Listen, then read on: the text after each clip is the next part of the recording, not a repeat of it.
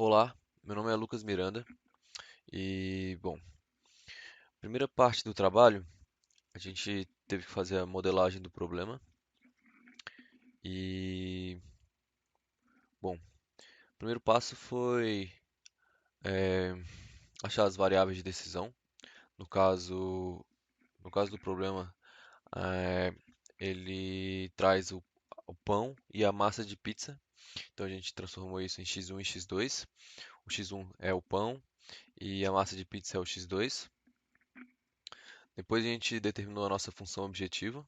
No caso, nossa função z, que tem o objetivo de maximizar o lucro, é igual a 22 vezes x1 mais 20 vezes x2. Sendo que 22 é o preço do pão e 20 é o preço da massa de pizza. Por isso a gente chegou nessa função objetivo, com o objetivo de maximizar eh, os lucros, eh, o lucro bruto no caso, né? O próximo passo foi determinar as nossas restrições. No caso, o problema traz algumas restrições de estoque. Então a gente tem que. As restrições do saco de farinha são x1 mais 3x2 tem que ser menor ou igual a 60. Porque no estoque o máximo de saco de farinha que tem é 60. Tablete de fermento é 2x1 menor ou igual a 38. Porque só o pão que utiliza o tablete de fermento na, na receita, no caso, né? Ovos igual a x, quer dizer, temos que ovos são x2 menor ou igual a 18, já que só a pizza utiliza, a massa de pizza que utiliza ovos na composição da receita. E tablete de margarina 3x1 mais x2 menor ou igual a 55. Também temos as restrições de não negatividade, que são x1 e x2 tem que ser maior ou igual a zero, já que não há possibilidade de ter uma produção negativa. Então, essa foi a modelagem do problema. E seguindo agora para a representação gráfica. Meu nome é Milena, do grupo 3, e eu fiquei responsável por desenvolver e apresentar também a representação gráfica do problema. Então, a gente começou colocando as restrições referente ao estoque no GeoGebra. A restrição A de farinha, B de tablete de fermento, C de quantidade de ovos e D de manteiga. As restrições E e F são de não negatividade, que devem ser utilizadas porque não tem como ter uma produção negativa, né? Aí, no final, formou um pentágono irregular, convexo, que forma um gráfico. Depois, a gente escolheu um valor, que foi R$ 200, para ser o primeiro chute. Com isso, a gente percebeu que quanto mais aumentasse o lucro ótimo, mais a reta se aproximava do vértice do polígono. Quando a gente viu que esse era o vértice de lucro máximo, a gente deu um zoom máximo e a gente achou os valores de x e y de produção, onde o eixo x é de pão, que é 13,125 quilos, e o eixo y é massa de pizza, que é 15,625 quilos. Daí, encontrando esses valores, a gente substituiu na função objetivo e achamos o valor de lucro ótimo, que é 601,25. Daí a gente percebeu que passa exatamente no vértice de lucro máximo, de lucro ótimo, perdão. E é isso. Boa noite, meu nome é Felipe Teixeira e eu vou explicar a parte computacional feita no Excel com a ajuda do método Solver. Bom, então aqui a gente montou a planilha com as restrições. Aqui na célula, na coluna E, a gente tem os limites, que são colocou na questão. A gente tem a quantidade dos ingredientes para fazer o pão e a pizza. A gente ali em cima colocou a quantidade x1 e x2, que são como a pizza e o pão. O valor unitário de cada produto, que é 22 e 20. A gente utilizou o solver, a gente aplicou o solver para resolver a questão e a gente obteve 60 sacos para ter um melhor resultado, né? Nessa coluna H são os números que obteve pelo solver com os melhores resultados. Uma observação que nos ovos ele deu o valor quebrado e a gente não dá para fazer meio ovo, né? Só ovo inteiro. Então, no caso, seria 16, mas o solver fala que rejeita colocar como valor inteiro.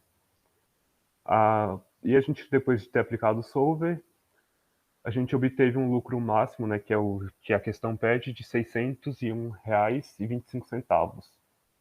E a quantidade ótima de produzida de pão é de 11,125 e de pizza 15,625. Trazendo só uma informação aqui para complementar a fala do nosso colega Felipe, é, queria mostrar aqui a janela do nosso solver, que aqui a gente pode mostrar quais foram as restrições que a gente colocou para chegar nesses valores. Então, no caso, a restrição que a gente trouxe aqui foi na coluna H, nesses termos aqui, que esses termos aqui, eles fazem a soma e o produto, né, para chegar no valor de utilizado no estoque, né? Então, no caso, quando a gente colocou no solver, a gente não tinha esses valores, nem esses e nem esse. Então, esse aqui é o nosso objetivo, no caso, né, no solver. Então, aqui, essa é essa célula do objetivo, com o objetivo de maximizar. E aqui as células as células das variáveis, no caso, x1 e x2, né? Então, a gente tinha aqui essas duas células, e as restrições sendo o que a coluna H não pode ser maior que, que os limites propostos aqui na função objetivo, né? Ou nas restrições do problema.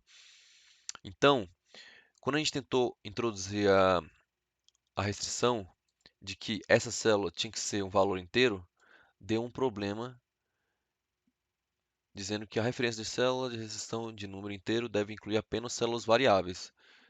Foi um caso que a gente não entendeu como resolver isso, já que um ovo ele não pode ser consumido de outra maneira a não ser inteiro, né? Então ficou aí. No caso, como o colega explicou, seria 16 ovos, né?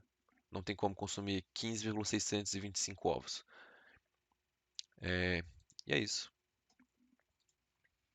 Olá novamente, sou eu, o Lucas. E, bom, eu irei também apresentar aqui a representação algébrica do problema. Bom, o primeiro passo na solução do problema, no desenvolvimento da solução algébrica, é verificar se o problema está na forma padrão. O que que seria isso? Segundo o professor, né, como o professor ensinou na aula, a forma padrão tem que ser uma função objetivo de maximização, e também as restrições, tirando a restrição de não negatividade, devem ser uma, como fala? Uma inequação com sinal menor ou igual. Então, no caso, o nosso problema tem esses requerimentos aí, né, para forma padrão. Então, a gente já pode seguir para o próximo passo, que é transformar o problema na forma canônica. Bom, a gente já tem as restrições aqui, né? E, bom, para poder transformar essas inequações numa equação, a gente tem que introduzir as variáveis de folga, no caso, né? Então, como a gente tem quatro restrições, tirando a de não negatividade, que não é utilizada eh, para resolução algébrica, então a gente pode já passar para a forma matricial. No caso, a gente introduziu as variáveis de folga, que seriam essa aqui, a x3, x4, x5 e x6.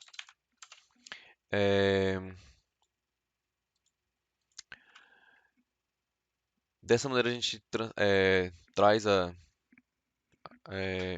o problema para a forma matricial, né? Aqui a gente tem o x1 e o x2, né? No caso, cada um dos itens em estoque, né? Então, a gente trouxe para essa forma matricial. Aqui são as variáveis todas, né? Chegando com esse valor aqui de estoque total, no caso, né? Dessa maneira a gente chegaria na equação. E aí a gente tem a equação linear aqui, transformando na equação linear, quer dizer, no caso, a nossa função objetivo, para a gente poder trazer para o Tableau Simplex. Dessa maneira a gente foi para o Tableau Simplex, montamos o Tableau Simplex aqui. E trazendo todas as variáveis da matriz, né? No caso, a gente trouxe aqui o x1, x2, x3, x4 e x5. Temos esses valores nas colunas. Então, o próximo passo é definir a coluna de trabalho. No caso, a gente localiza na linha Z aqui qual é o valor menos negativo, mais negativo, quer dizer. No caso, o menor valor, né, é o menos 22, que é menor que menos 20, né? Então, dessa maneira a gente tem que fazer o teste da razão para determinar o pivô da coluna de trabalho. Nesse caso, a gente tem aqui a divisão de cada um da coluna aqui pela coluna x1, que é a coluna de trabalho, né?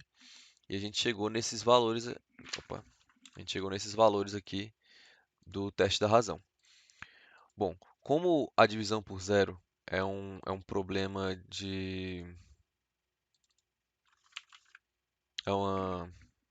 como fala?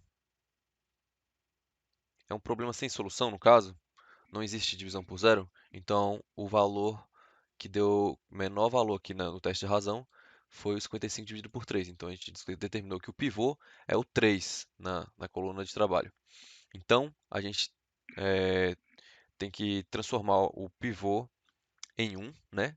Então a gente dividiu toda a linha aqui, essa quarta linha aqui, dividiu por 3. Então aqui a gente vê que está todos os valores aqui, ó, da P7 dividido por 3. E então a gente chegou nesses valores aqui.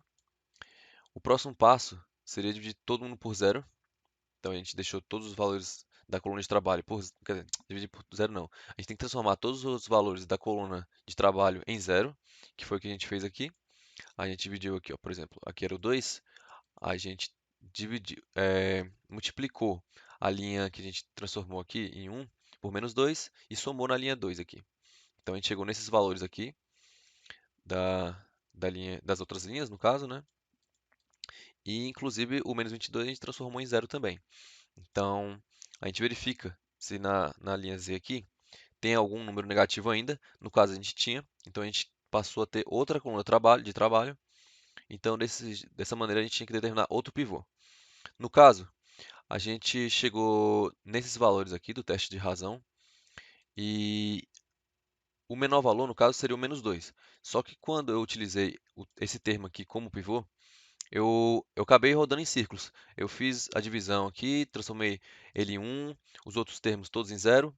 E quando eu voltei, a gente fez mais cálculos, quer dizer, eu fiz mais cálculos e acabei voltando para essa mesma tabela.